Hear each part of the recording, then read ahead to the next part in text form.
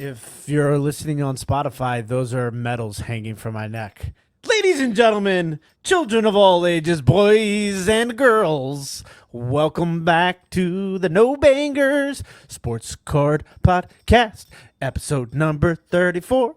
I am joined by Rod, a.k.a. Punchy, and Cary from American Arbitrage Cards. My name is Tim from Over the Years Sports. Wow, you did not hit a single note that was correct in that whole melody. That was all fourths and quarter notes. You were really on it on that. Shout out to What are the medals from? What are the medals from? www.dibditcards.com. The lovely people over there have told Cary and me that they would like us to call Rod Punchy. So for this episode, Punchy. You are Punchy. Good old Punchy. You are what I like to call the word for it. The shits. All right? Like I'm already doing a bit. We're literally a minute and 7 seconds into his podcast. Is he cutting a promo right now? Calm down, scoundrel. What is all these medals on your neck? Okay. Yeah. Let's go. No one cares about your 4 touchdowns. We're going one by one. Can you just get us a AI 1998, overview? most RBIs in the season for the Reds. What though? Like were you playing baseball on the computer? No, man. This is real life baseball. This is 1998 most assists. So not only was I a great hitter in 98, I was also a fantastic fielder. Let's see. Next up. You gained weight. You can barely get these medals off you now. I should get these things resized. Okay, up next. 1997 Gold Glove. Wow. Yeah. They were just giving those out to anybody at that point. Nope, they were not. They were. These things had to be earned. What is this one? This is 1998 most hits. Oh, wow. Oh, yeah. What are we doing right now? Literally, 1998 most putouts. Also, I literally Listen, every one of my nobody puts out like Tim. Special. And 1997 most runs scored. So yeah, I basically scored all the runs. You know what I didn't see there? I didn't see MVP. Yeah, no MVP. Was the better. MVP wasn't a medal. MVP was like a trophy. So and you don't have one. I have those, but I'll save that for another episode. But I promised everybody I would wear the medals this episode. So who? The people. His medals. The people wanted to see the medals. What people want to see your medals? It's all over the chats. What chats? Comment sections everywhere. I need proof. No one wants to see that. You live in a little fancy world. You know that? Let us know in the comment section below if you wanted to see the medals. You're basically about. This is what like modern day Al Bundy would look like right here. A vintage throwback 3 Wolves shirt, with a Gildan tag, a Dad Gang shirt, a bushy beard with a curly mustache. I swore I had a drink. Like he's a fan. He's a fan of multiple losing teams. Washington Commanders lost in the title game last year, and the Irish. How did they do this weekend? Well, listen, we lost, and I will tell you this: even though we lost, it was a fantastic moment for me. I got to watch the Notre Dame game, the first Notre Dame game, with my son, who just turned 6 months. So that was like everything. That was adorable. You sent the picture out to everybody. All right, I'll let that one slide. We'll let it slide. It was a good game. And he made it through about the first quarter. These primetime games are not for the 6-month-olds, but it was a piece of hair in my mouth. It was from your freaking medals that's been sitting there for 30 years untouched. I mean, really, how can you scream I'm middle aged without saying I'm middle aged by showing up freaking medals from 1997 98? Come on, man. So I don't know. We have new coordinators at Notre Dame, which is obviously showing. It was some tough start to that game. I do like the quarterback. I think a quarterback who's a redshirt freshman. I think he's showed some promise. CJ Carr, but the game plan was just bad. Like why did you not give the ball to Jeremiah Love? No idea. Gave it a lot to Price. They did give the ball to him. He did nothing. And what's crazy is the second half, Price didn't touch the ball one time. It was just a really weird game plan. I will say that. But at the same time, I do want to give some kudos to University of Miami because they looked really good. Carson Beck looked fantastic. The fourth quarter was a little rough for them. I think Notre Dame finally made some adjustments. That guy Tony though, Malachi Tony for the Miami Hurricanes. Look, he doesn't have any cards out right now. He looks. There is something about that guy. He is very twitchy, as we like to say in the scouting world. But they were running that mesh concept, and he was running those redirection routes out of the mesh, and they were killing us in man-to-man coverage. So, but Carson Beck looked good, and I think you should probably see an uptick in his cards. I got a couple of Carson Beck cards, but I mean there was a lot of guys this week that showed up and showed out, and I think that it's crazy because I think we're really going to see. I mean, we've seen it previously, and always whenever we talk about college football cards, big shout out to Gaby. I think we're going to see this shift in this week-to-week sort of uptick in college football cards. It feels like football season, like for sports cards, like NFL football season. And week 1 is always the craziest. But yeah, this weekend felt a lot like week 1 of NFL. Like everybody was reacting to everything. I mean, I was selling Thomas Castellanos autographs mid-game. Bro, he looked great. Yeah, he did great. Yeah, it doesn't mean he's going to be great, but people were definitely. I mean, all season him. He looked good though. Yeah. But people were definitely like wanting to buy and I'm imagining flip, or maybe just they wanted some because they were fans. More people are going to buy his cards as a Florida State quarterback instead of him playing at Boston College.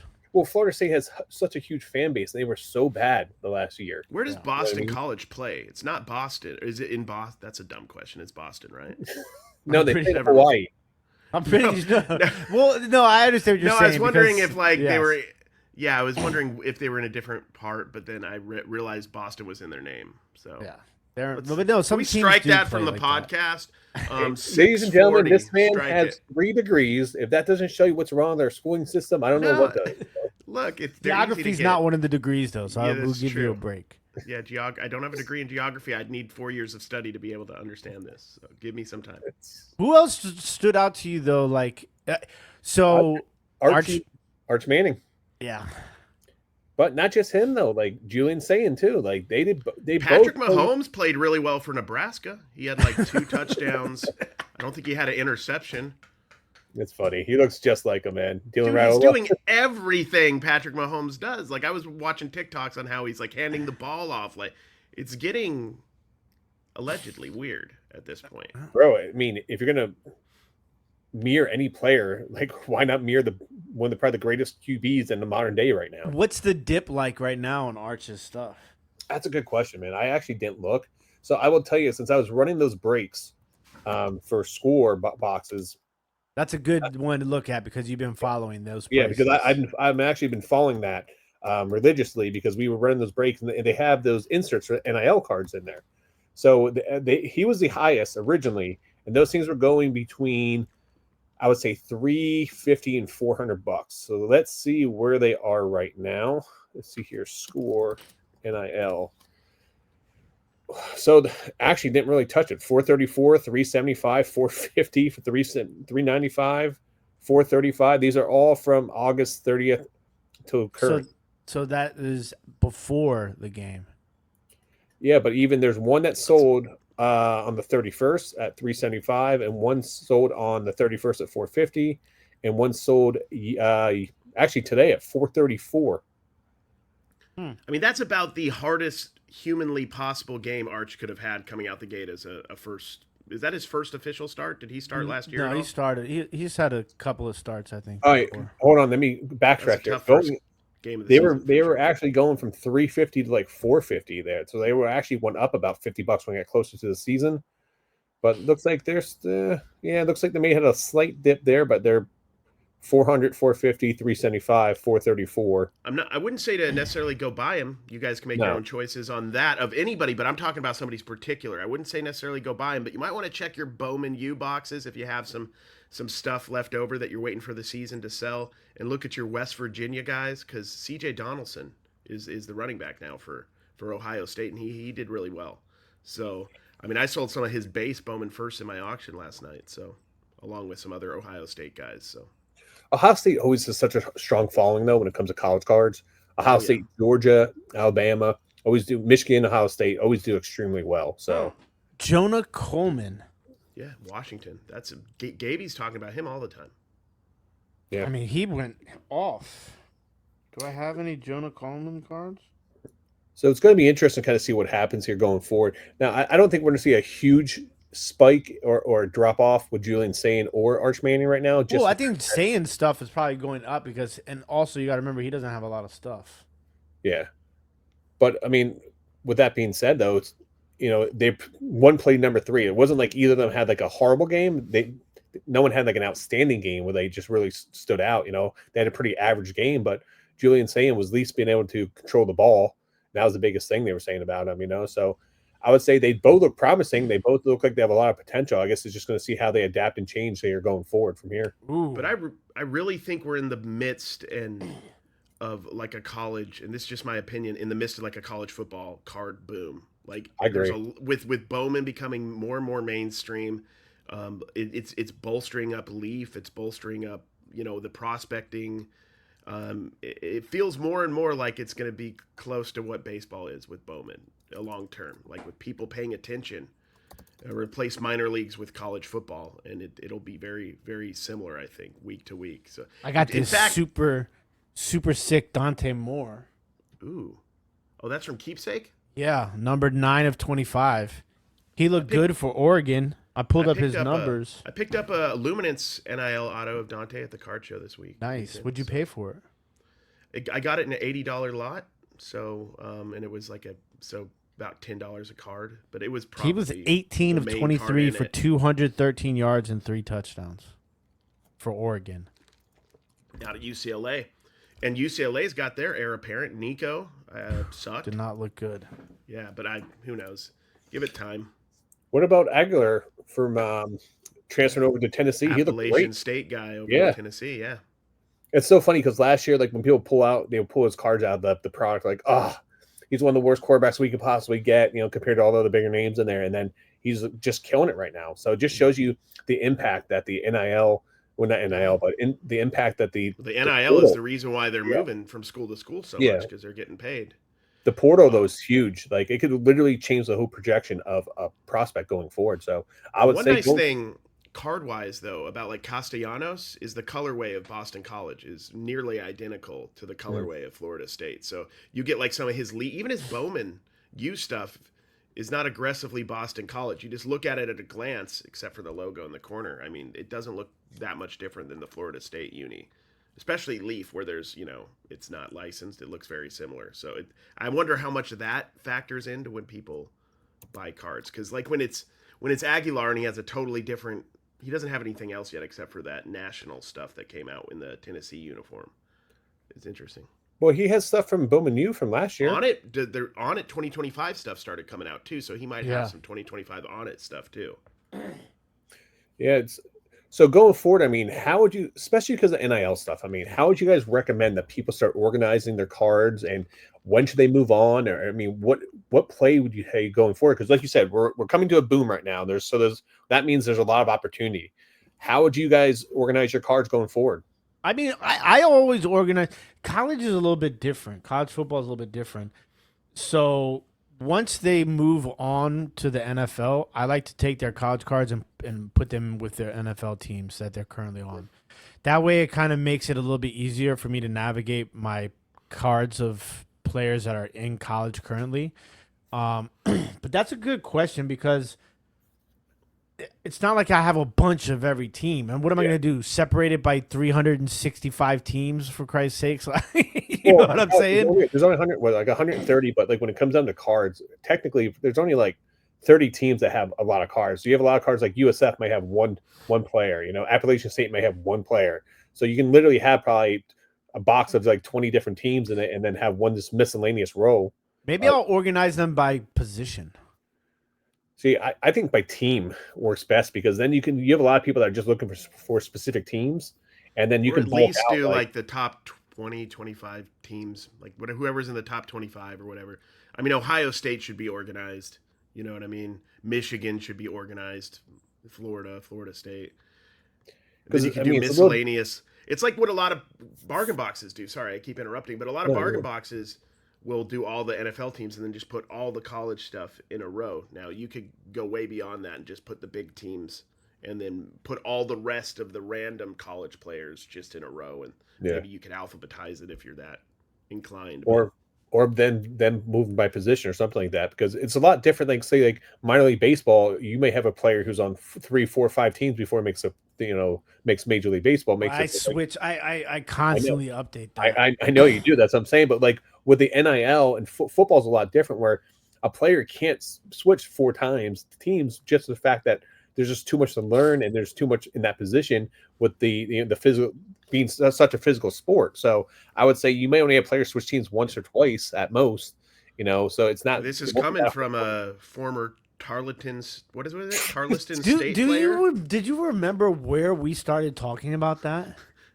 Dude, somebody you two, done not something. Me. No, we were watching something. Maybe it was the game we were watching in the preseason or something. We were hanging out with Jimmy, I think. Yeah. Maybe it popped up on one of our phones, but somebody was from Tarleton State, and we didn't even think that was a real school.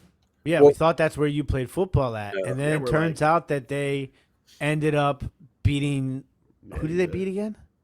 They beat Army. Somebody. Yeah, Army. They beat Army, yeah. You were a backup long snapper, right? You were the emergency long snapper? Me, yes. Oh, you were?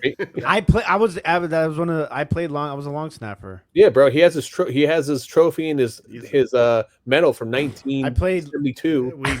We definitely are part of the get a medal participation trophy. I was long snapper, middle linebacker, and tight end throughout my career.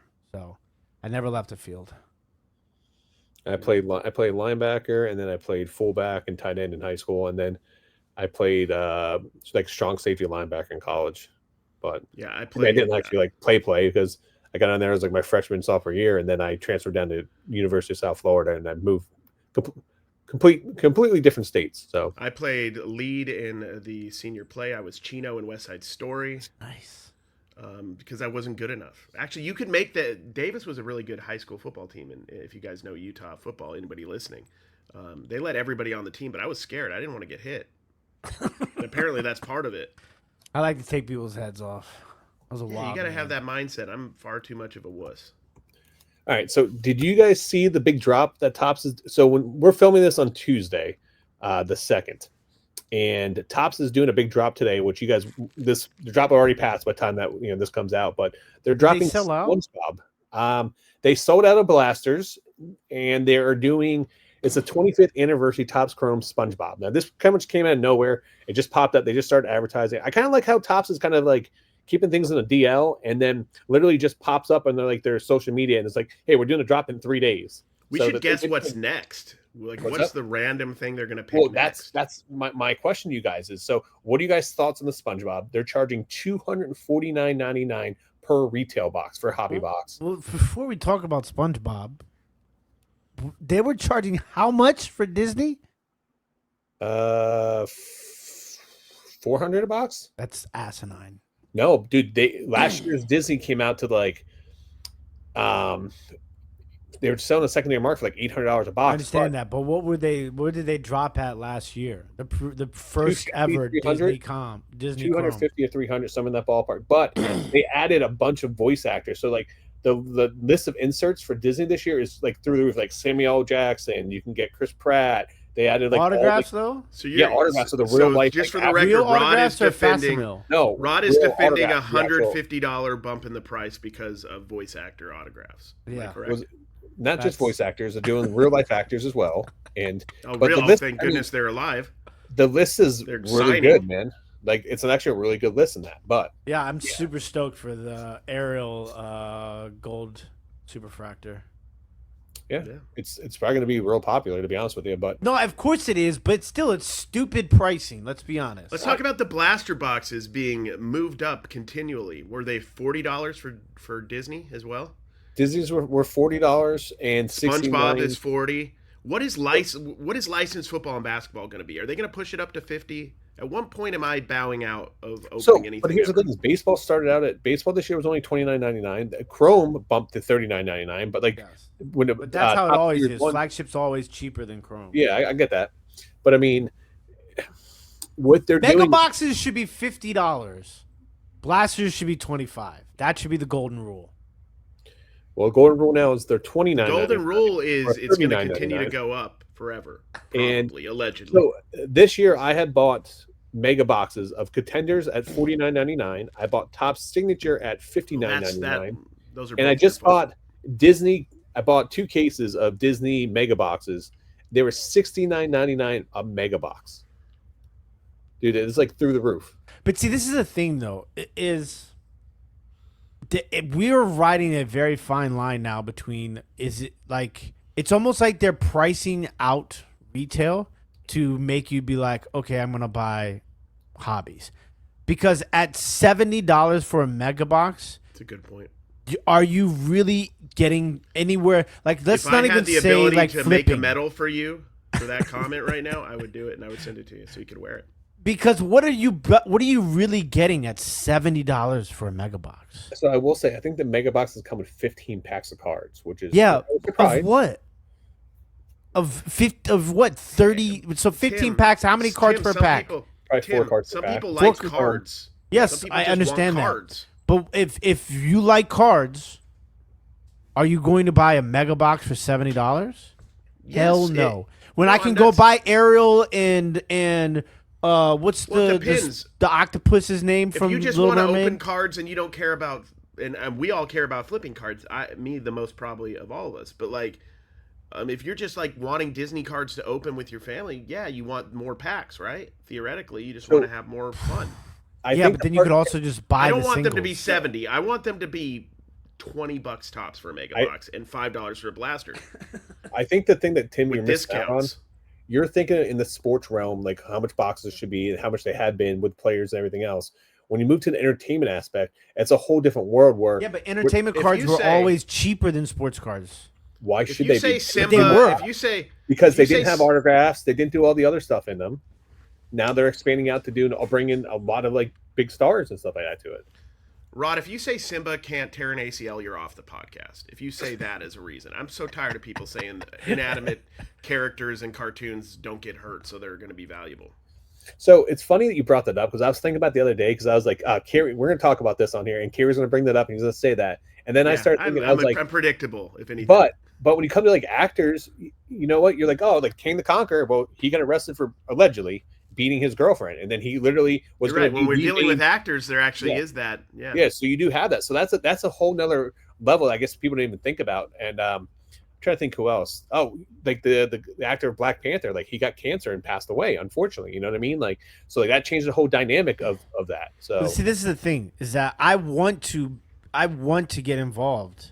In the Topps Disney Chrome. I have no interest in SpongeBob. I don't know anything about SpongeBob. So, like, I have no interest in it. He lives in a pineapple under the sea. Under the sea? Yeah, no, I have no idea. I know nothing about SpongeBob. Just like I knew nothing about Minecraft, but I wanted Minecraft because they had Color Blast, and I thought it looked cool, right? But I know nothing about Minecraft. I want to get involved in Marvel. I'm not a big Marvel guy, right? But, like, at what point are you, like... Who's gonna get involved in that? Want to be interested? Yeah. Like I have one when you guys were everybody was trying to get the Disney boxes, right? Because we were trying to get them because there's value in them on the secondary market, right? Nobody won. First of all, let's talk about the EQL that's supposed to increase your chances at some point. Rod's 0 for 14. You definitely would not get a medal with that bad average. 0 medals. Hold on, there's something I got to tell you. So I was 0 for 18. There's no trophies in the background of Rod, and there's just garbage in the background of my video. So I was literally 0 from 18 from like the first V-Friends drop all the way up until last Friday, and then I hit. So now I'm 1 for 19. What did you hit on? I actually got 5 hobby boxes of Cactus Jack, the WWE release that was on last Friday. And how expensive is that? Bro, they were $4.49 What are we doing? What are we doing, Tom? Here's the crazy thing, though. What are we doing? Here's the crazy thing. There's no guaranteed autographs per box. So you're paying so this has been a big controversy. Like I should look more into it. I looked because look, they dropped those boxes at Fnac, the little mini two-pack box. They dropped it at WrestleMania, and you had to pick them up at the location. And those little boxes were $400 a piece, and they were selling for over $1,000. All right, and I was like, okay, well, Cactus Jack, it's been super hot. I'm gonna go buy these boxes. So I put my name in the list. I got 5 hobby boxes, and then come to find out after, you're not guaranteed an autograph per hobby box. So why are people paying $450? I mean, again, Travis Scott's in there. I get it. He has 60 million followers on Instagram. Did they put out a checklist at least? They did before the drop, because Topps has been doing that too, which is super shady. Yeah, so they actually don't put up the drops. So my understanding is they don't put out checklists for the pre-order, but I think by the time they do the actual drop, they have a checklist out. We're just gambling on gambling now at this point. We're literally making bets on bet making. That's what we're doing. So, I don't know. So here's my thing though. Like, I know you're talking about, you feel like you're being outpriced the market, right? Well, I'm also cheap and poor, so let's let the world know that first. But what I'm saying though is, like, think about how much money the average family going to Disney. I think it's like, my brother came down from Chicago, stayed with me, and we got military passes because my sister works for the government. And, you know, with him getting an Airbnb down there, going down for like 3 or 4 days to the parks, stuff like, I think his like flights, everything, I think he's like total trip was between like $3,000 and $5,000 or something. You know what I mean? That's like crazy for a family. Look, my kid's not going to Disney World. We're going to the light fixture aisle at Home Depot. At Home Depot. Okay? Because he'll be just as excited at that as he will Mickey Mouse. I guess the point I'm trying to make here is it the fact that, like, I mean, Cary would know this more than anything, because Cary has passes for Universal and he's passes for Disney and stuff like that. You see how much people are there and how much people spend. You go there, you're at least there at least once a week or once every other week there at one of the parks as an escape. You see how much money people spend on merchandise, how much people are spending at the parks. It's ridiculous. So the Halloween Horror Nights is like another thing for Universal right now, and they've got all the specialty foods you want to, and they're, you know, cheap enough that you're going to buy them from several places. There's just so many ways to lose money at a theme park. So my question to you guys, hold on before you do continue, because I think you need to know this because it's 12 minutes away. They're doing EQL for WWE Topps Finest at 1 o'clock. Yeah, 1 o'clock. I'm already on it. Appreciate that. Thank you. So my question to you guys is, has Topps been underpricing everything this entire time when it comes to entertainment stuff because the movie cost of movies, cost of Disney World parks? Or, you want to know what it is Topps sees the prices of the secondary market. And they're like, well, if they're going to pay this on the secondary market, we might as well up the price on the regular That's one. why retail has gone up since the pandemic, right? Because they saw what people were doing back then with the variance in actual market price and what they were getting it at the store, and people were arbitraging it. So they want to take all that, and I guess that's their prerogative. But eventually, they're going to have to change retail pricing, because let's be honest. Like, I know, like, I made the story about basketball, right, being dead. Yeah. But retail's not selling on the shelves anymore. Let's just be honest. Like, it just sits there.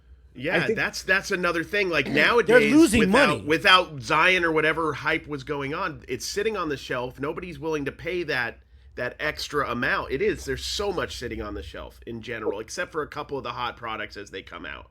So here's the funny thing: where you live, Cary, it sits on the shelf. My location, I can't get product, and if I go to Walmart, it's completely sold out. There's a line of people waiting to get it. If I go to Target, there's a line of people waiting to get it. Now I'm also in the Tampa Bay area. Are they buying contenders? Are they buying? Yeah. Are they buying Draft Prism? They're buying everything. They're literally buying everything on the shelf. Like, literally, even the basketball sold out. And where are they selling it? Find me somebody who's buying contenders retail. Because that's the worst, like a blaster of contenders. The mega box. Show me the person doing that, and we'll tell you the person who's not doing it next year because they went out of business, because it's a terrible decision. So I would say the value for the contenders is the contenders mega boxes were fun to rip, because you get an RGAF and 2 mem cards, and they're only $50 a box. So, like, at least you're getting that's some the problem. Get some hits. There's people like Rod saying it's only $50 a box. Stop saying that. It should be $20. Tim just said mega boxes should be $50 a box. No. That's exactly what it is. Did I say 50? Yeah, 50. You said that. Okay. That's my cap. That's my limit. Yeah, I get it. You said that. Where were they during the pandemic? They were $40, right? They didn't even do as many mega boxes back then. I think it's just they did. I was buying mega boxes for sure. Well, they were for like Topps Chrome, but like there was no Mosaic mega boxes. Oh, there was. There was Mosaic megas. There was. Oh yeah. Chronicles, man. I'll tell you, I was so uneducated buying retail during the pandemic. I must have bought like 60 boxes of 2020 Prism Baseball mega boxes.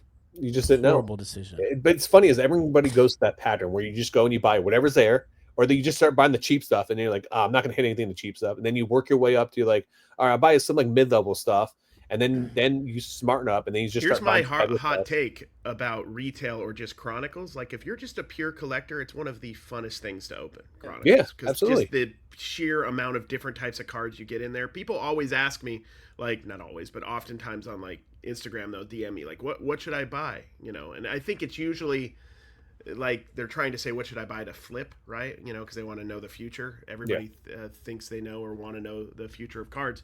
But I just say buy what you enjoy. One of the cooler products, like as far as like just enjoying a rip, is Chronicles. Now, I bought a hanger of Select Football the other day and got smoked. Really? Dude, we've been doing really well, man, on those breaks on Dibdit Cards. Like with Select stuff, has been hitting left and right. So the hanger was not a banger. Yeah, well, all right. Well, I don't want to do a too I can't talk. Okay, what? I don't want to go too deep. You don't want to do it too doo-doo. I don't know what's going on. I can't talk right now. Apparently, do it. I don't want to go too deep into this one, but we have to talk about it. The biggest card that we didn't do a podcast last week. We had a guest on there, but the biggest card in the world has sold. We have a new record. Yeah, I think people are waiting for No Banger's take on the $13 million card sale. Well, I had to bring it. Well, don't worry, we got that one guy who gave us about 17 different videos on it, so I think he rang the rag on it already. Yeah, so that's why the guy went live, did a short, did a long form content. Like, why is this guy getting all this, like, all of a sudden crazy love in the hobby? He's doing interviews with all the big YouTube channel guys and everything. Why? What are we doing here? What's wrong? Well, so the one thing I just want to talk about on this is they bought that card as an investment. They're going to open up their own fund with it. So are we going to see what? They're like an index fund. Fund? What? Yeah, they're going to open up their own fund, like their own like investment fund where people can buy into it. So they're going to buy. Well, we tried that already with sports cards. Yeah, didn't we already try the fractionalization thing? Not with the guy for Shark Tank though, but they're going to do something for just elite cards. But my question to you two is, this is happening immediately now. Immediately no. I don't care about this $13 million card. Let's talk about retail blasters again. This is what I'm talking about though.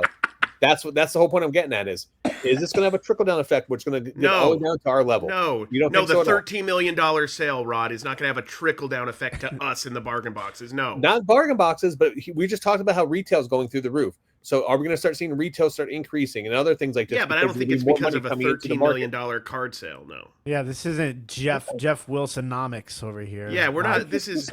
Yeah, we're not CNBC or whatever the heck other channels are trying to be. Okay, it's just cardboard. And I can wear to pay a lot for a card. I can wear a dress shirt and roll my sleeves up and get some red buttons over here if you want me to. We should. Is it going up? Yes. All right. Down. So, Tim brought up something before we went on the podcast today. I guess we had a big fiasco here with E-Tops. It officially closed. I just realized E-Tops didn't shut down 20 years ago, so this is interesting. Tell us, Tim. Well, apparently they're shuttering, which is a really cool word to use instead of closing, but they're shuttering E-Tops, and so they gave everybody an option to either have your cards sent to you or cash them out, I think, for like Tops bucks or whatever. And apparently they were sending everybody's cards literally in Ziploc bags with no protection in like boxes, and they're just getting destroyed in the mail. Which it's so surprising to me because like when I get my stuff from Tops now, they put it in a little case, they have a little piece of styrofoam in there to protect it, and it's almost like a little sponge, and then you put the cards on top. It's nicely presented. And there's a little case and a bubble mailer. So they're just throwing in a freaking Ziploc bag and just throwing in a bubble mailer then? Dude, look at this.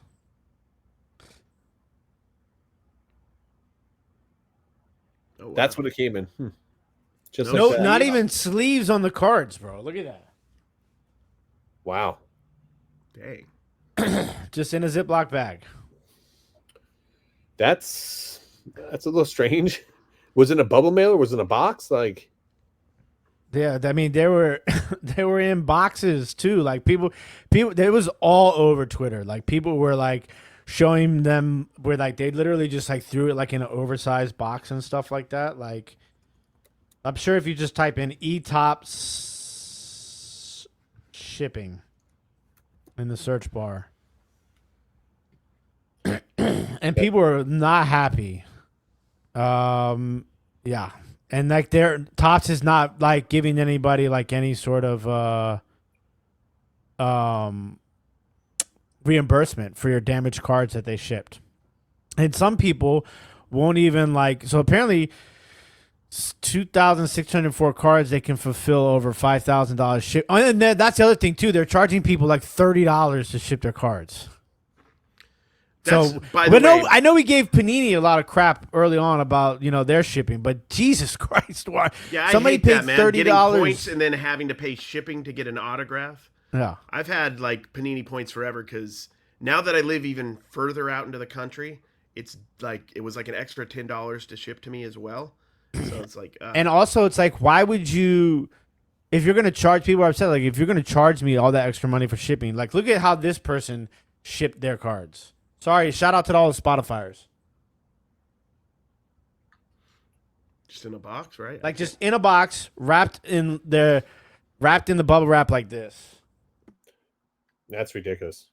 No sleeves. And some of them didn't even have the eTopps sticker on the back of the card, so it says not valid without sticker. It was it was a huge What does fiasco. eTopps do? Like, is it like one of those cards you would put into your CD-ROM on your computer and then it would play like different plays? What does an eTop card even do? I don't even know what eTopps does anymore. I remember it was a thing in 2002. Oof, there's more to this than anything. Well, somebody said that says, please note that you will not receive any follow-up emails with shipping updates or tracking information. So somebody's like, they put in a submission for a card that they bought, and it was rejected because they have invalid proof of purchase. And they're like, well, what am I supposed to do when I have you sent me my proof of purchase 15 years ago when I bought this this card. So it's just like, yeah, there is a lot of crazy stuff going on here as far as the eTopps thing. It deserves a little bit more investigating to know exactly how bad this is. Yeah. Did you guys hear about what's going on with Dick's Sporting Goods? So they actually rolled out their, they've been doing that, talking about doing that clubhouse thing where they bought the Paul Skeens to put that on display, and then they're going to roll up. But apparently now that someone posted a picture online. I don't have the picture, but they on, I guess Dick's Sporting Goods is now doing PSA submissions, and you can get blasters. You can get a ton of retail product there. So they're literally opening up a card corner inside the store. And that's something we talked about before about these big retailers getting into it. But man, like, it's a real thing now. We're really going to start seeing this happen. Yeah, PSA is about to be backed up again. Yeah, aren't they still? Are they still backed up? I mean, I don't know. We're that's above our pay grade here. Yeah, exactly.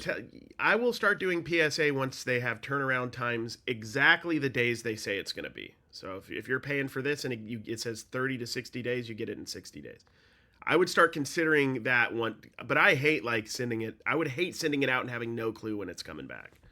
Yeah, you know what I mean? And you don't even know if it's gonna come back. All right, how much you guys think Topps Finest is per box of WWE? wrestling? WWE 2025 Topps Finest 300. You're guaranteed 2 Argos per box. $199.99. $259.99 per box. Yeah, Topps Finest has a horrible resale market. Yeah, the design this year too. At least in did you see the Topps Finest basketball stuff? Oh, well, looks like rejected Saved by the Bell, like logo work. I hated it. Is that because they don't have the logos on it though, or is it just because you just don't? I mean, that doesn't help. That certainly doesn't help. But like just the design, I don't know. Like I've seen some beautiful unlicensed cards in the last year from Topps and other companies. So Topps has even done it. Well, I haven't seen anything beautiful from Topps unlicensed. I've seen like certain insert sets and stuff that I've liked. But like it can be done. But yeah, I don't know. Like they look pretty terrible. So but obviously WWE is licensed, so it's probably better. So it's going to be interesting, especially with the boxing, because the boxing you don't have licensing with. Like, are they signing license deals with the actual promoters, or because a lot of boxers are independent contractors, they may sign with a promoter, but I mean at the end of the day, like they don't even need. All they need is just the guy's name on a card. For boxing. Yeah, but I'm saying all their pants and all, usually when they wear stuff, they usually have advertisements on for, casinos or other stuff. So they're going to probably Photoshop a lot of that stuff out, I'm assuming. Yeah, but nobody's gonna be like, "Oh, damn it! There goes the Harrah's Casino logo on the boxing shorts." Logo on the side there. You're right. I don't think anybody's gonna complain about a lack of ads on people's clothing. Very true. Very true. Except for maybe Commonwealth Picker. Yeah, he would be very upset about it. All right, want them to add some. I've entered in the Topps Finest drawings. I probably will not win, but entered in both the hobby boxes and the case. So we will see what happens. Yeah, look at him. Look at him. I'm going to buy cases. Rod's living in a world I don't understand. In a world I don't understand.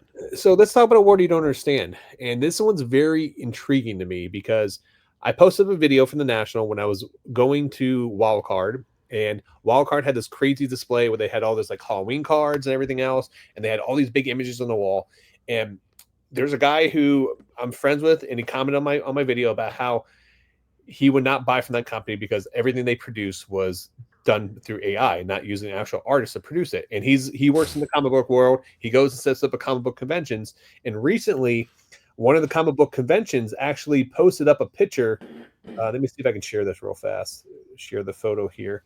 But they actually banned and they like the artist alley where you can like go and meet some of the artists of that because the guy was using AI for art, and they actually banned them. They kicked them out of the actual convention, like the Dragon Con convention, which is a huge convention there.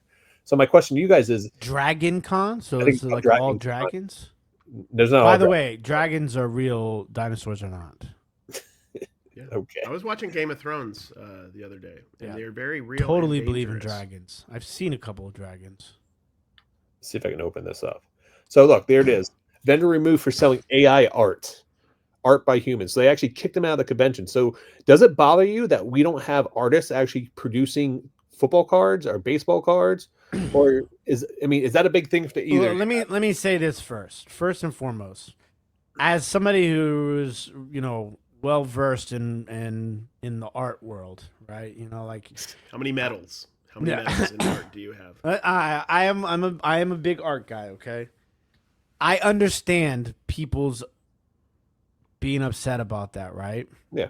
But I also think that if we're going to allow people to, drop buckets of ash on people's ball sacks and call it art. Good point. I was thinking the same thing. Then I think like, there has to be a alley. Hold on. But that backtrack here. No. What no, the hell are you even talking about? No, how they they're dropping buckets of ashes on people's ball sacks. Rod, where have you been? Know what type of artwork you're looking at or watching or he's an artist. Like, who the hell is an artist? I trust his judgment. Listen. Ask Commonwealth Picker. I'm sure he's been to a couple of parties where with they all have the masks on. They look like they sit in like Renaissance doctors and a stuff. pan of paint, and then they take their butts and then they run it across the canvas. We've all been there. Dude, that if they consider that art. You went to Tarleton State. This didn't happen once. The butt thing or the ash thing, not once. Are you trying to tell me that? I'm just like that. That's art, right? So that is art. Thank you. There has to be a realm for digital art, right? As long as you're not saying, "Hey, I drew this," and you didn't draw it. That would be wrong. That would be wrong. But if you're making art with AI, that's a different realm of art. Art is all about expanding people's thought processes on what art is and isn't. So AI art I think should be accepted as art unless you're going in there saying it's art that you created and you didn't. I think you have to be very honest that it's AI art. And as far as having AI art in cards, we're talking about companies. They're going to do it because it's going to be cheaper. So we could be upset about it or not. It's not going to change anything. So what is not AI in what is not AI in cards except for in action stuff? All of the inserts and stuff like that. The downtowns where they have 17 fingers. No, they actually use an artist to draw that, and they use an artist to draw V-Friends. They use the same artist who originally did the original. Are we talking about the? You weren't? Did you not see the downtowns that were Kabooms? I meant Kaboom. Sorry, the original. They actually hired an original artist to draw the Kaboom, the first year when they had those and stuff like that. So and then remember the 90s, we used to get all those cards those were drawn by artists back in the day. But we're in 2025 now. I understand that, but I'm just saying the future, dude. So the problem in the comic book world is that they're saying it's taking away jobs of artists and taking away stuff like that because people can create it, and then you're lose the creativity aspect of it. So I just thought it was just a curious topic where people were debating this in my comments on YouTube. What did people say mostly? People thought it was ridiculous, and then I went in there and I explained why he was saying that. Like, he wasn't attacking Wildcard for using AI. He was just saying there's like, for the realm he comes from, that's a big no in the art world. You know, I also think you as a consumer should support what you want to support. So yeah, if you don't like the AI artwork by a company, then don't buy from the company. Yeah, I mean, it's not like it was like, I mean, it was, what are we talking about? Like dinosaurs and scarecrows and stuff like that? Yeah. So I just, with Topps doing all these cards now, they're putting sketch cards with Marvel and stuff like that. I just wanted to bring it up topic. I just want to get your guys' opinion on it. So I think that there should be room for both. Like, okay, like if there's going to be cards that are AI, make them look good. Don't make them look like downtowns with, like Cary said, with here's the thing, guy who's playing quarterback with the Burger King fingers. Yeah. What about the joy of painting cards? The Bob Ross ones, are those hand drawn or are those AI? Are those done by computers? Ooh. Or both? That's a good question. That's good actually point. Because they have the artist cards coming out this week. Bob right? Ross is no longer with us, right? No, but I mean, like, people can paint in this. You're right. It's not going to be done by Bob Ross, but it could Rest be in still peace, hand. Bob Ross. Yeah, exactly. So silence. All right, here's another interesting topic. So Tim, you want to take this one? Rod. What? Moment of silence for Bob Ross. Okay. We're good. Okay, go ahead. Here you go. All right, Tim, I'll let you take this one here because you actually sent me this one, and I thought this was an interesting topic. Shout out to all the people on Spotify. We're currently going to read what we're showing to you, okay? I just want to make sure, the Spotifyers, apparently there are a lot of you out there that are not big, let me describe what it is. It's a baseball card. Fans. We're looking at a baseball card, partially covered by a top sticker. Yes. That is and for another thing too, can we get some people who can, like, it's Shohei Ohtani. Not Shui, not Shohei. It's Shohei Ohtani. Nah, I can't even say it. Yeah, Ohtani, okay. I'm good. I'm so glad he's the teacher, guys. Shohei Ohtani. Okay, so here's the issue, all right? A gentleman had pulled a Paul Skeens card, right? Topps Chrome. It was numbered to 5, and the card was pulled, and it was damaged when it was damaged. It came out the pack damaged. So he sent that card into Topps to get a replacement. They told him that they could not get him a replacement. Like, I can't get you the Paul Skeens out of 5 auto that you pulled. But we're going to send you a replacement. Is that okay? And the guy said, yeah, sure. Which is weird to me because I would want my card, right? Like, print my damn card, okay? Anyways, they sent him a replacement. The replacement card that he received was a Shohei Ohtani out of 5 autograph. That looks like a Topps card, not Topps Chrome, right? Yeah, it's just Topps. It is. It's not Chrome. Okay, so maybe this was a Topps card and not a Topps Chrome. Anyways, so the weird thing about this is, think about somebody who's out there trying to chase a Shohei Ohtani card, numbered to 5 auto, and it's just not out there because Topps has it, and they sent it to somebody as a replacement. So the question is, how many of these cards are they doing this to? So, like, you might have these pack odds where it's like, oh, maybe I can get an out of 10 auto. How many of those out of 10 autos are actually in circulation, and how many of them are at Topps? Then somebody brought up the point that, well, maybe somebody sent this card in for a replacement, and they elected not, or they had pulled a Shohei Ohtani that was damaged. They sent it in, and instead of accepting wanting the Shohei Ohtani card back, they accepted a replacement for something else. And so that's why this Shohei Ohtani card is there. So that's a point, right? But then it's like, well, what are we doing here? Like, so they still have all these cards that they're using as replacement cards that aren't in circulation. So, like, how deep is it? How bad is it? Do we know? We don't. I think so. Here's my thought process on something like this.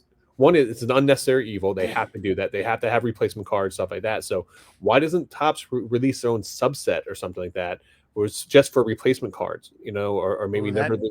That sounds cool, but it would just completely destroy the market in so many different aspects. I mean, you're influencing way too much of the market at that point. Yeah, but then you run into this problem. If they're holding back cards for replacements, then we're running. So could this be? I mean, this looks like a newer card. It's Dodgers. So what about replace it with some older cards? Like if you had X amount of time for those redemptions, what happens? Like what happens after 10 years passes? Like because Topps is just taking over these licensing. Yeah, now. in 10 years, are they sending out that LeBron, Steph Curry autograph 1/1 because nobody's ever gotten it out of a pack or whatever? Topps has a 10-year redemption policy now on these cards. So like what happens in 10 years from now when people do not turn these in? Like do they just put them back in packs as like a special like insert you can get in these boxes? Like what happens going forward? Like that's a question I would love to sit down and ask Topps.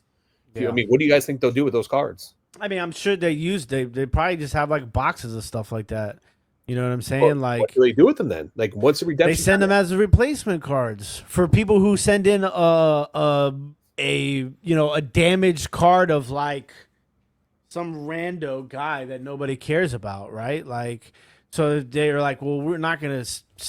What's the equal value to like a? I can't think of a random baseball player right now. Well, like, what's the equal value of a Nico Cavadas or Gustavo Campero rookie card auto? What's the equal value of that? Maybe a 1999 like Topps autograph of Greg Olson, right? Like that's what we're looking at here. 2001 Travis Lee. Yeah, this is crazy though. Like, okay, now this is my question: would you rather have the out of 5 Paul Skeens auto or the out of 5 Shohei Ohtani? I'd take Ohtani all day. Ohtani all day long. All day long. So this guy came up, right? Yeah. But now what happens with the person who sends in and wants a replacement for the Shohei Ohtani out of 5? We don't have it because we sent it to the guy who had the Paul Skeens card. What if the damaged Paul Skeens goes out now? Allegedly. So is it a sticker on the front of it? So here's my other thought process. Maybe they just produce some extra cards of these. They're already numbered. And they have you can't do that. Then you're going to have more than out of 5. You're going to have 6 out of 5s. Let me finish. When the card would be turned in, they can take that card, pop the sticker auto on it, and just resend it back out. But this is not. I don't think this is a sticker auto. I get that. I'm just saying as though if it was a sticker auto, that would be an easy solution to fix this problem, right? No. So they could. So you're saying theoretically, like Topps could have 10 of these made, 2 sets of numbered to 5, and if anything gets damaged, they can send one of the and then destroy the rest. Yes, correct. That's what I'm saying. Until a Topps employee backdoors them and they hit the market. Absolutely, that's another problem you're gonna run into. So, there is no perfect solution to this, But I mean, last thing I want them to do is hold back elite cards. Well, couldn't a solution be like, okay, you have a Skeens, what's fair market value, and then they just pay you? Yeah, but then we're like destroying the hobby because then it becomes about money and not about the card. Correct. And then how do I know that someone just doesn't just destroy their card and when it's sent to Topps, the guy just want to get a quick payday? That's a good point. You're right. That is actually a very good point. Yeah. So it's because I got a bunch of cards I'll crumple up if they're playing that game. Look at my pack of cards. I just showed up like that. I don't know what happened. Cashing in ding corners all day 1990 Topps case of baseball cards just destroyed. All right, so let's move on to the most interesting thing that we have seen all weekend. Now, this is actually pretty big. Seen some stuff, so go ahead. You see some stuff, so I mean, we have seen ball drawings with Ash. Yeah, we went to a very artistic art show. So, all right, so apparently, can you imagine this side at a ball drawing art show like? If you try to sell your ball drawings to anybody else, where do they even do those? They've got to be like in an abandoned building, right? Like you can't just have that at a convention center. No, they do it on Park Avenue in New York. I love how Cary's over here fishing. He's like, oh, where do they do that at, guys? I'm asking. I'm sure they have ball drawing night at the Villages once a week. I'm going to the card show. The Villages. I'll ask. Inquire about the ball drawing while you're there. Last time we were there, I was there with Don, and like some dude was like kind of inviting Don to stuff later on in the day at the Villages. So just saying, for those Villages is wild. For those don't know, there is a retirement community in Florida called the Villages They have the most STDs in this entire state. It's proven. And people move there and they have swinger parties and all kind of crazy stuff. You have to be a certain age to live in the villages? 55, I think, plus. Yeah, 55 plus maybe, something like that. But they literally put different colored loofahs on like their golf carts. Everyone has a golf cart and they literally drive around. I have not seen a loofah on a golf cart. I think you should tell people what a loofah is because they might think you're talking about a labubu. No, a loofah. Dude, it's kind of like a labubu, but you wash your what you do your art with. You wash that before you put the ash on it and you make your art. Speaking about Florida, this wasn't the villages, but this was I think this is down South Florida, right, Cary? Like yes. This is somewhere like Miami area. Some guy who runs a card show down there, I think down Lake Wales area, made a sign and this thing went viral online. It says any customers that are caught trying to sell cards, buy cards, or make deals with cards with other customers without buying a table will be thrown out. Now, the sign was made after the initial Facebook post was made. Yep. So my question to you two is, what are your guys' thoughts on this? Do you guys think that this should be to set the stage for people? When you go to set up as a dealer at a card show, you may pay anywhere from $50 to $150 on average for a table. The bigger shows like National, you're paying thousands of dollars, for stuff like that, or Fanatics Fest. But so he's doing this to try to protect his local dealers. Yes. And he said that he doesn't want people walking in there and trying to make deals without buying a table because he says it's taking away business from dealers. And his post we didn't put the post up what he put, but man, he went on a whole rant about how it's stealing from his card show and that you're a scumbag if you do this and all this other stuff. So I can understand his point behind it. But Tim, let's start with you, man. What are your thoughts on this? Well, do you want me to read what he wrote first? Sure, you can read it, man. Okay, real fast. Good morning, everyone. This is the Lake Worth. If anybody is interested in attending this show and telling this guy their peace of mind, this is the Lake Worth Sports Cards and Collectibles Show, allegedly, even though it says it right there at the top. Good morning, everyone. Over the last few months, I have noticed an epidemic happening at card shows in South Florida.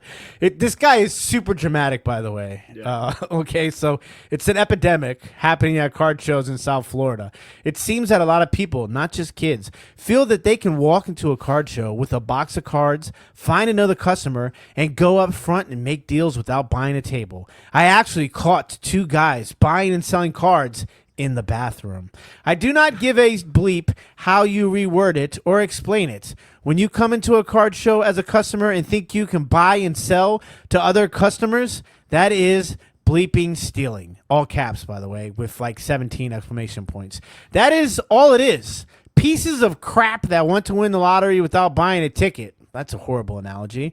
My dealers are paying for a table for the opportunity to buy and sell cards. And these mother bleepers walk in here, pay nothing, and take sales away from my dealers. That's an also horrible assumption. I talked to this over with the Polish Club, who I guess this is where this show is held. Yes, he runs the show at the Polish Club. I would watch out. Those Polish guys. I've seen a XXX with Vin Diesel. I'm pretty sure some of those guys in that movie were Polish and Russian. I'm part Polish. You better watch out. Yeah. The Polish make bratwurst? I mean, what? Not bratwurst. What do the Polish make? Kielbasas. I love a good kielbasa. German, Polish, real similar. They make kielbasas and they'll make chalupkis, which is like cabbage wrapped with like it's almost like an empanada, but wrapped with cabbage instead. Interesting. So this guy talked to the Polish Club and his own security, and they've decided that if they catch any customer dealing with another customer in any way, we will throw both of them out. I don't know if that's literally or figuratively. If they do it again, they will be banned. The problem is that I cannot spend all day watching them, but my security can. The inmates do not run the prison. I do. This guy. Anybody want to let some? Wow. I will protect my dealers no matter what. We will have signs up at the next show. I'm sorry, people, but this needs to stop. And this is the sign. Yeah, and that's the sign he put up there. So from a business perspective, I understand where he's coming from because if people are going there, and I know, and Cary, there's people that we know that have told me that they have done better at a card show walking around selling stuff than actually buying a table and setting up. But by buying a table set up, you get a lot more traffic coming to you. You can buy and sell. So I can understand him trying to protect the dealers in the best interest of the dealers. That I can understand.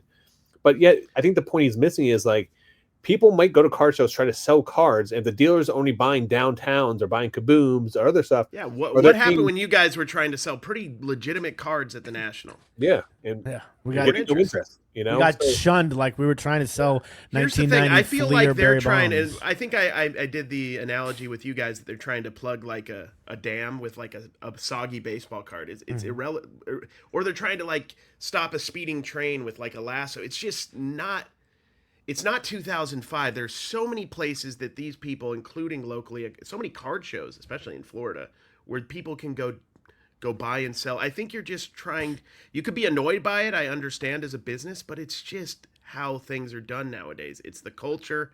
I go in personally, and I'm just buying. Like I'm not going looking to make deals, but like a lot of people are. That is a MO for most people I know that come into shows. They bring their cases and they're going to sell. That's just what they do.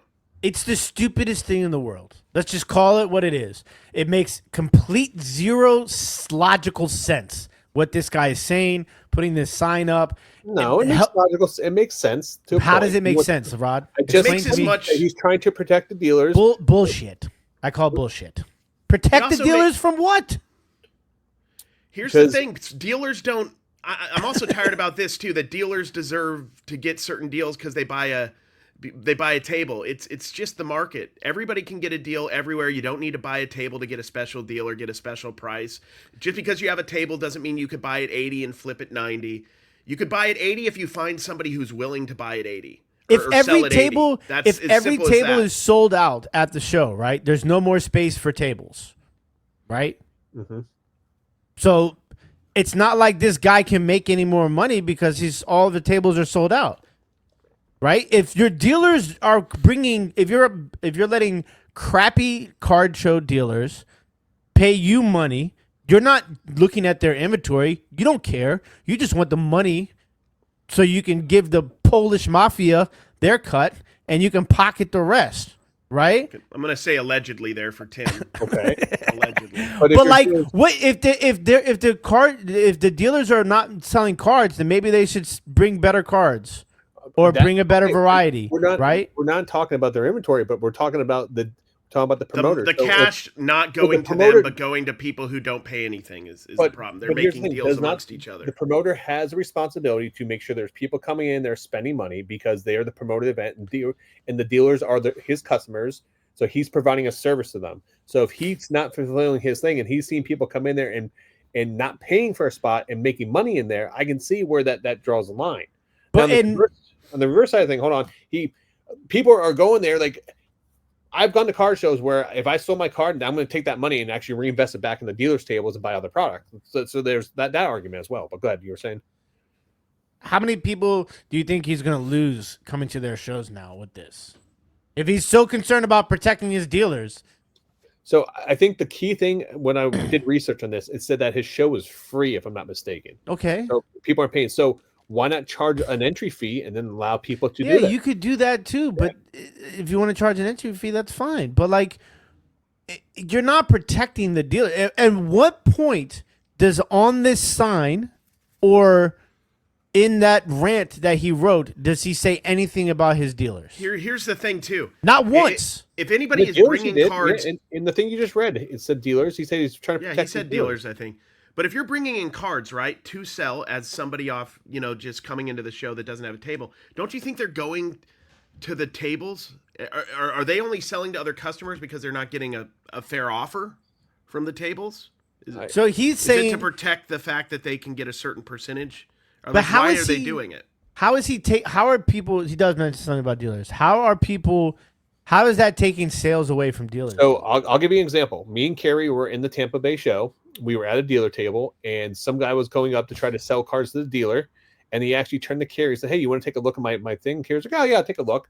Innocent, right? It was just innocent, nothing like that. Cary looked. Cary bought a couple cards off him, and I actually looked at the guy's cards as well. You know what I mean? And the dealer did say, Cary did apologize to the dealer. He's like, "Hey man, I'm sorry, I didn't want to." He's like, "No, you're good, man. You're good there." But I can see that situation could have went sideways real fast, and I can see the deal like, "Hey man, don't try to steal my customers. Try to make a deal." The guy came up to my table.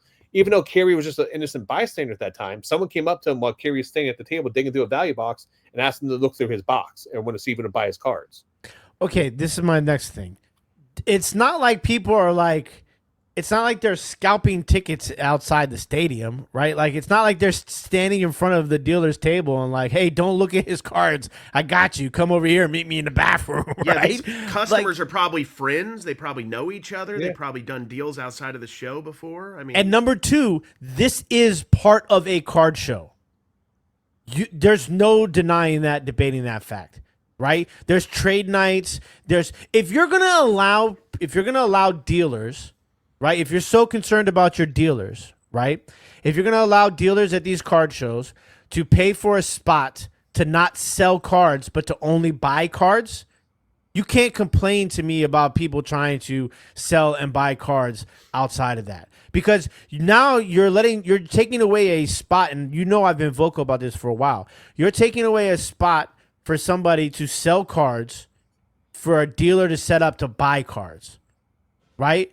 So now, what about the guy who has a trunk full of cards that he wants to sell, but he can't get a table at your show because you gave that table to somebody else to buy cards and not sell cards? Yeah, but here's the thing: is that's still a business move. If I'm buying cards, I still have to protect myself because I may pay $100 for a table.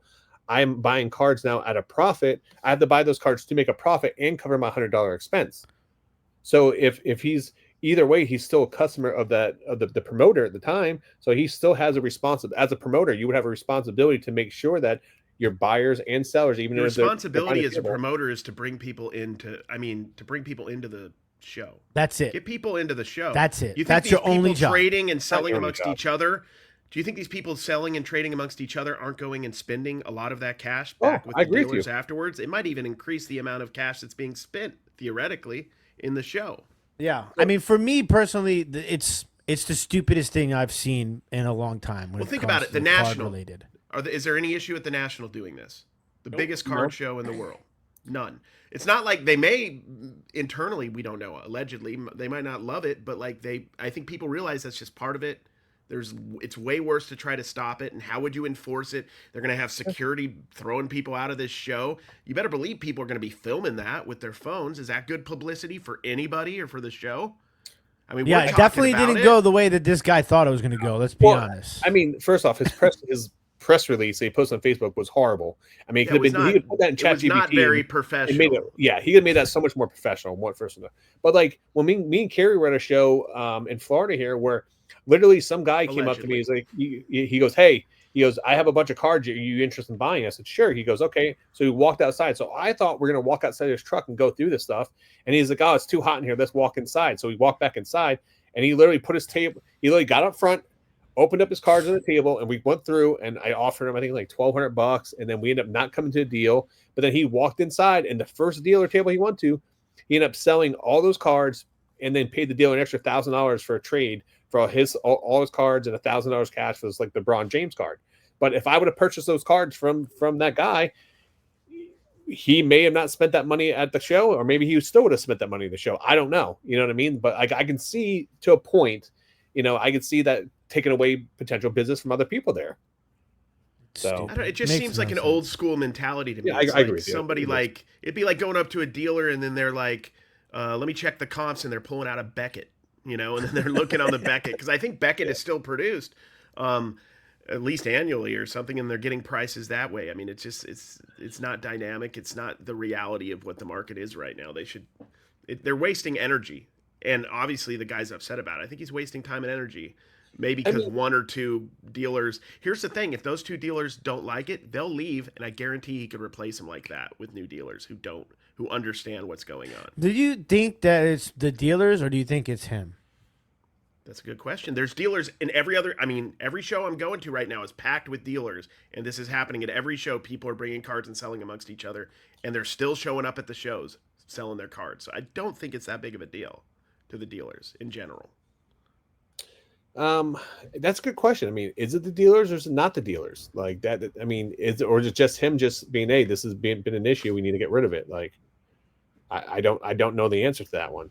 So he caught two guys in the bathroom making a card deal like it was crack cocaine. Yeah, no, that was the stupidest thing in the whole thing. That's like these guys were maybe doing that in the bathroom because this guy's just following everybody who's trying to make deals maybe, and they're trying to get away. I don't know, who knows, but so at the end of the day, I agree with both you guys. I think it's stupid he's doing this, but I mean, yes, he does have some type of responsibility. Where's the middle ground for him though? I mean, does he cut his? There's no middle ground. This is just stupid. Accept the reality. Accept the reality of what a card show reality is. and move on. And if you don't like running a card show because of this, then don't run a card show. But I mean, what type of solution can he offer? Why don't you do a trade night and do something else, add it in there? Trade night could be helpful, possibly. Yeah, that's what I'm saying. I mean, like, and then if he charges the entry fee, is he keeping the money or is he splitting that money from the entry fee amongst all of his dealers? Yeah, that I don't know. I'm just saying that's what I'm asking you two. Like, what kind of solution could he give to try to help the situation out? It's not a situation. That's the thing. Like, there's nothing. There's no problem. We literally just talked about it for 20 minutes. There's definitely a situation out there. This guy he fabricated the situation. I agree with you on that, but I'm still saying it's still a situation that we literally spent 20 minutes talking about. Well, no, he didn't fabricate it. This is something that, like he said this, and it's a situation for him. Yeah, he turned it into bothers him. And may bother some of his dealers. We don't know, but I don't know. It's just anytime in business where you don't accept the reality of how the business is, you're going to struggle. And this is how, if you have a card show in 2025 and you're running it, you can't run it like it's 1990 or whatever, or 1995. Things are totally different now. This is part of what it is, and just like I feel like if people are doing those deals and there's money, then that's going to go back into the show, or very well could go back into the community, which will grow your show overall as well. Yeah. I know, like Card Collector too, like when he did his shows at the high school, he charged an entry fee, but then they donated that money to like the high school to put together other stuff. So like that's a good way to build a Well, you could do make a big trade show as part of it after 5, and you're encouraging people to do that, and maybe they would just save that for after. You might get less of that action going on during the show for the people who, and then you're just moving that action to a designated time. That may help. Yeah, I think that. I mean, instead of alienating everybody, instead of alienating all your audience right off the bat, I think that could be a solution for them. But yeah, I mean, I don't know who that guy is, but yeah, that came off really strong, and like it would make me personally like wonder if I'd want to go down to the show. Yeah, it sounded like Shawshank Redemption, if you're asking me. I was actually going to ask you, Cary, like, are you intrigued right now to go down to this show and kind of? Oh, dude, you guys should 1,000% go down there and literally just make a deal between the two of you guys right in the middle of the floor. But right in the middle of the floor. Right in the middle of the floor, you guys make a deal and then put out on shorts and. Dude, that would be a great short. Just being dragged out. I'm going to fight it too. If I'm getting dragged out by the security, I'm a big dude, and Rod's strong. He's going to be flailing. He's always flailing when he gets it. When somebody just comes at him, he just. This is the Polish punching mafia is a natural. The Polish mafia. There you go. Now I'm part of the Polish mafia, allegedly. Allegedly, all right. Everything is alleged. That's the new thing in there. All right, so we got a couple. We got to shout out our members. If you guys do not know, we do offer a couple different levels here. If you guys want to be part of the No Banger crew, for $1.99, you can be part of the Bargain Box crew. You get a little icon by your name, and you for $1.99. For $4.99, become a Value Box member, and you actually get the podcast a day early, and you get other access to exclusive things behind the scenes. And for $9.99, you want to buy a case like me, you could be one of the elite members. They have access to everything that we do behind the scenes. And Tim said he's going to be coming out with a video hopefully this week or beginning of next week before next podcast, and about baseball cards and some prospecting. And speak about prospecting, Tim, we have to shout out our things, but Pro Debut Tops comes out, is actually pre-sale comes up this week or next week. I like Pro Debut. Pro Debut. It's one of the few affordable products consistently. September 8th. It stays affordable. So maybe that could be a good thing, that maybe do a video, showcasing some of the prospects or something like that with the Pro Debut. I don't know. Unless you have something else in mind, but. I pulled a Ellie De La Cruz auto numbered out of Pro Debut a couple years ago. He was playing with the Daytona Tortugas. Shout out. Did they tell you what the configuration is on there at all? Yeah. As in hobby jumbo. So it's his top debut right now. MLB's Brightest Prospects 200 card base set. Chrome autographs will bring future game of life. Each jumbo box delivers 4 autos, including Chrome variations and the new jumbo autograph relic and Logo Man autograph relic cards. This is the problem. The guy entering the EQL for all of the cases doesn't even know what configuration is. This is the issue. I know what it means. I didn't know what he was referring to the cards though. So you don't know what you're getting. That's all they're saying right now. They actually don't have. If you check the configuration, for example, you would have known that the Cactus Jack had no autographs guaranteed before you entered. They do have autographs, just not guaranteed per box. Did you know that when you entered though? Did you? No.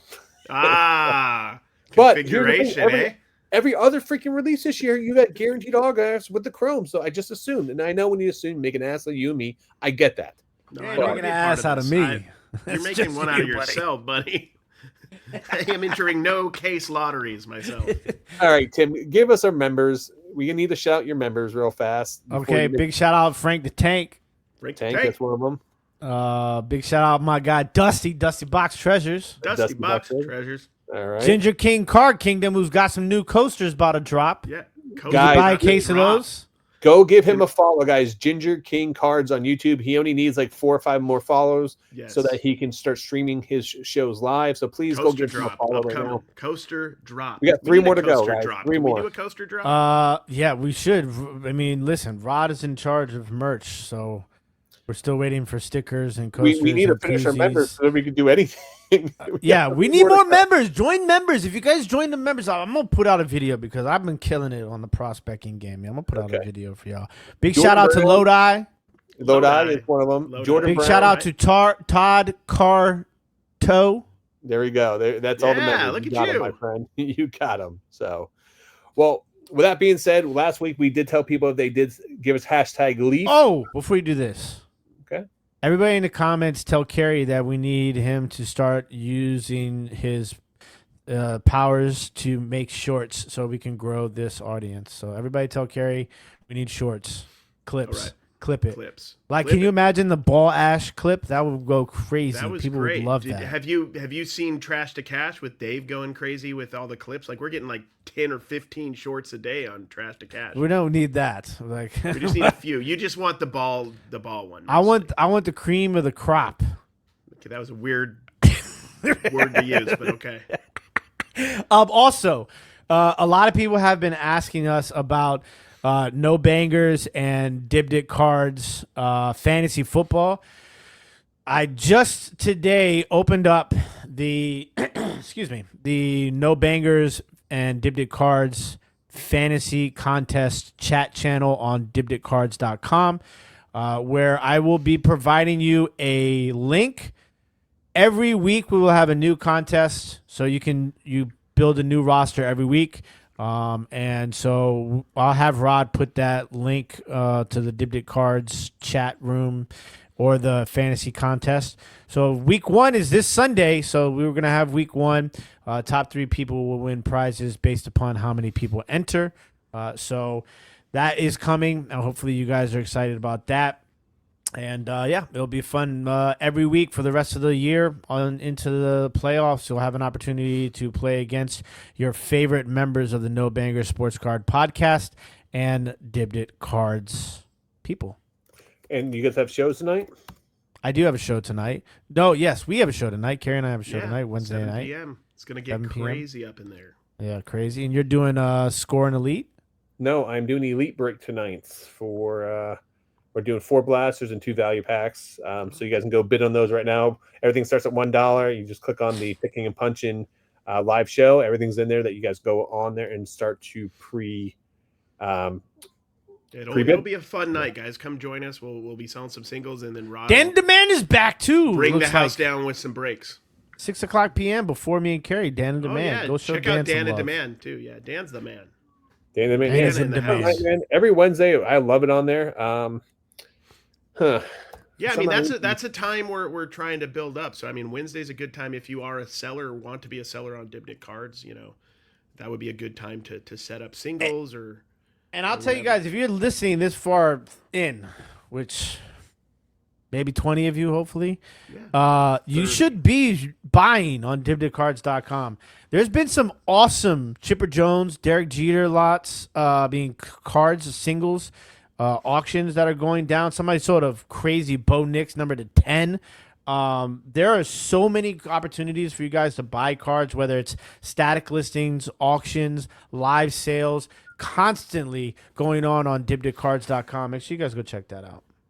All right. So last week we told everyone to make sure that they post hashtag Leaf, and we actually have a winner of that. Oh man, here's our winner. What do you see our winner? All right, here we go. We're showing it right here. Can you guys see my screen? Gaby, Hey, let's go. 53 comments. You had a hashtag Leaf and Gaby Card Stacks, who is a friend of the show. Yeah, one of the best, man. If you guys aren't watching Gaby every day, dude, that dude is a beast. Dude, if you guys want to learn about college football, go watch him because I'm on a steady diet of Gaby's content right now because I'm learning a lot. I learn a lot from that guy.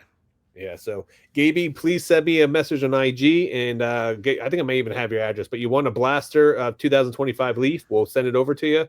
He's the guy, though. He loves that stuff, so he'll really love it. But we did not rig that, by the way, but that's going to be great promotion. Well, I just showed you. I pulled it up. It showed the random generator showed 53 comments, and that's what it came up. So Gaby, make sure I know you'd like to shout us out, but help a brother out here. We're trying to take down these all these big wigs in the sports card content world and let them know like we here to stay. Yeah, we got medals. Yeah, we're here to stay, but it's unfortunately it's time to go. I got an Emilio Estevez autographed poster in the back. Quack. Any final words before Tim shows us his trophies, guys? Final words. Mixtape dropping. Oh yeah, and one, or is it music? Rap. Oh, okay. Oh, also, I got one more announcement. Thursday nights, the best football show on the planet. Oh, Eagles, Cowboys. Thank you. I totally forgot about that game. Good job. Thursday night, Authentic in the Beard is back on YouTube. We'd love to see you guys there. I'm hoping to kind of get this. If we're doing this, guys, if you want a movie podcast that's no longer making new movie podcasts because we failed, AI Picks Podcast on YouTube. If you want to watch the 7 episodes that we made before we failed out. Not we, AI Picks, you. Not me and Tim. No, me and Dave. Me and Dave. It was beautiful. Shout out to Dave. He pulled the William Rod Shatner. I forget the other guy's name. Ron Sterling. Ron or Rod? Sterling. Ron. R-N. Ron Sterling. Not the racist owner from the Los Angeles Clippers. Different Sterling. No. The guy that's in the Tower of Twilight Terror Zone from the 60s. Yeah. So I feel like people probably think they're in a Twilight Zone at this point of the podcast. I feel like I'm in a Twilight Zone. So this if anybody's just waking up, we're about to end the podcast. No bangers on 3. 1, 2, 3. No bangers!